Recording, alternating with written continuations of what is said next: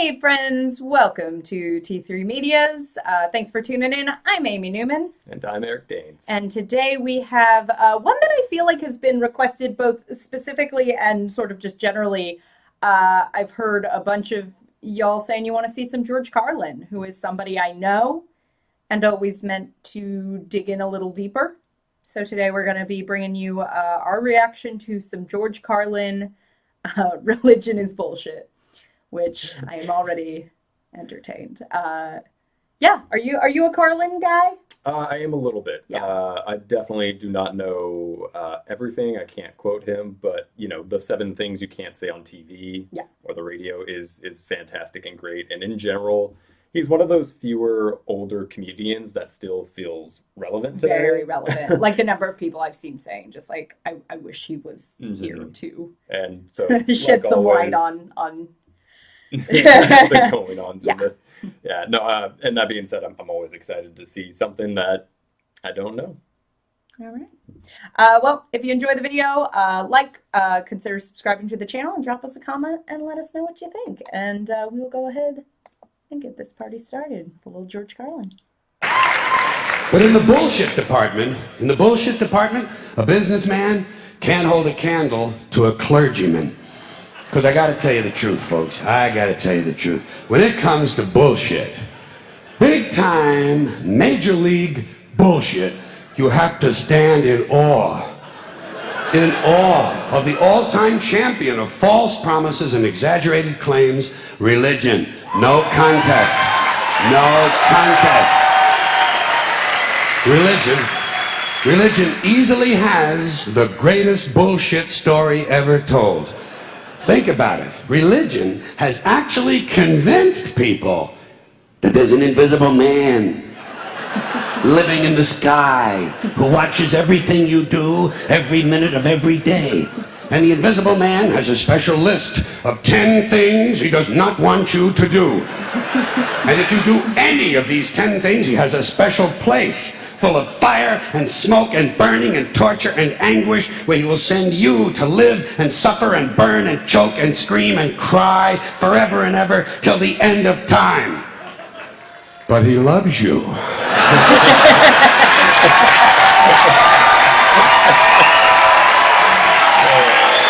loves you. He loves you and he needs money. He always needs money. He's all powerful, all perfect, all knowing, and all wise. Somehow, just can't handle money. Religion takes in billions of dollars. They pay no taxes, and they always need a little more. Now, you talk about a good bullshit story. Holy shit.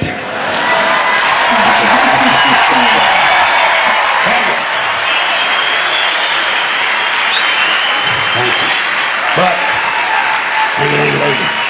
thank you very much. But I want you to know something. This is sincere. I want you to know, when it comes to believing in God, I really tried. I really tried. I tried to believe that there is a God who created each of us in his own image and likeness, loves us very much, and keeps a close eye on things. I really tried to believe that, but I gotta tell you, the longer you live, the more you look around, the more you realize something is fucked up. Something is wrong here. War, disease, death, destruction, hunger, filth, poverty, torture, crime, corruption, and the ice-capades. Something is definitely wrong. This is not good work. If this is the best God can do, I am not impressed. Results like these do not belong on the resume of a supreme being. This is the kind of shit you'd expect from an office temp with a bad attitude. And just between you and me, in any decently run universe, this guy would have been out on his all-powerful ass a long time ago. And by the way, I say this guy because I firmly believe, looking at these results, that if there is a God, it has to be a man. No woman could or would ever fuck things up like this.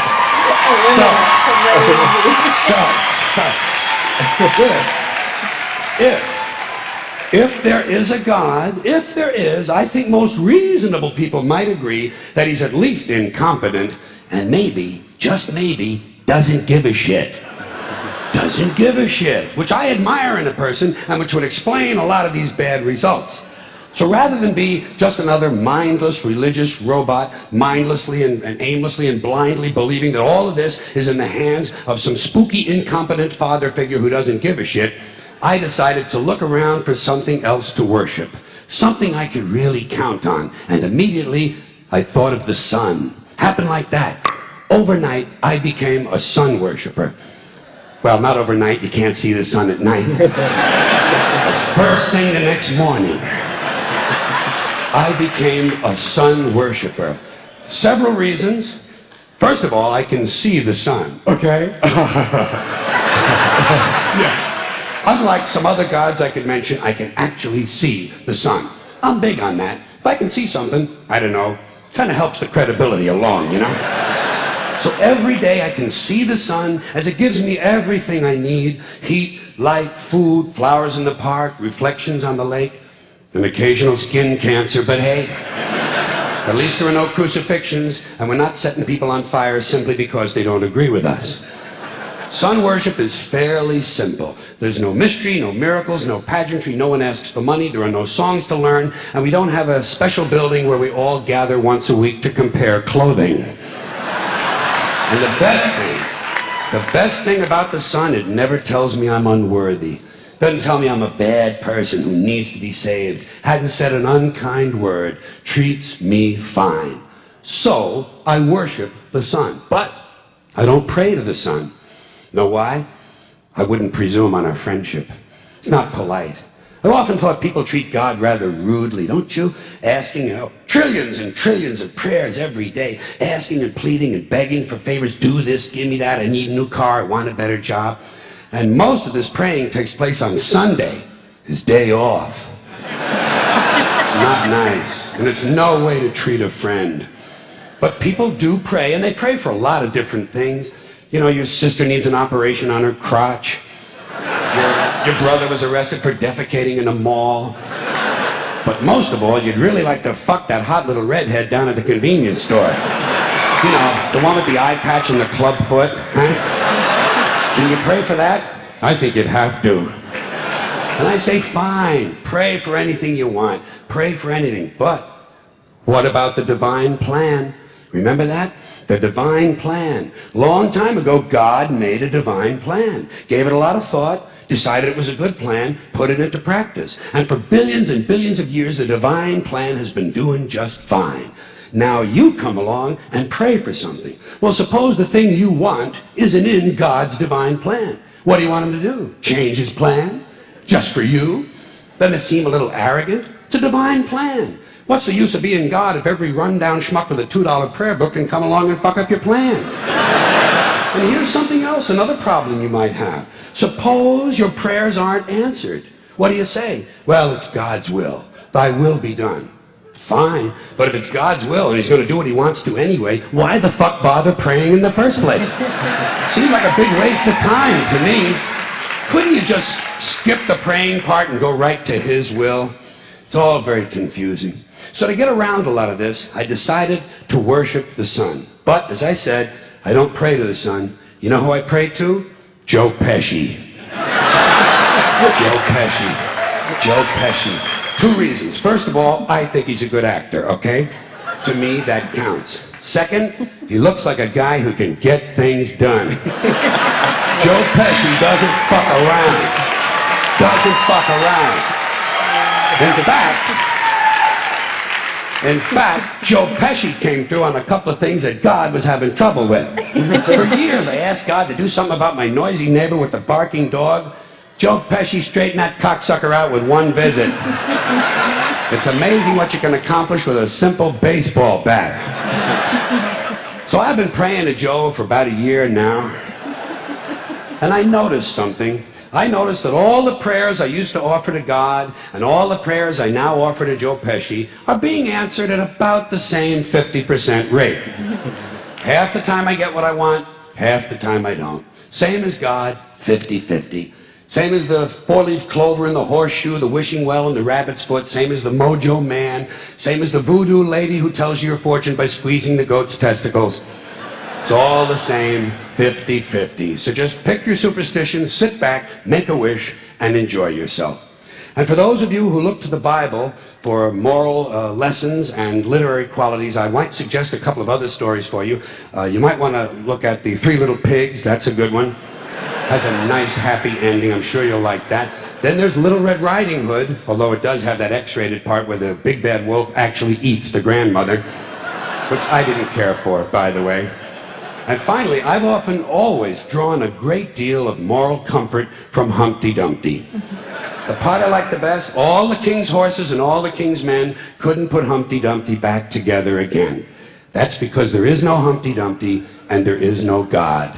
None, not one, no God, never was. In fact, I'm gonna put it this way.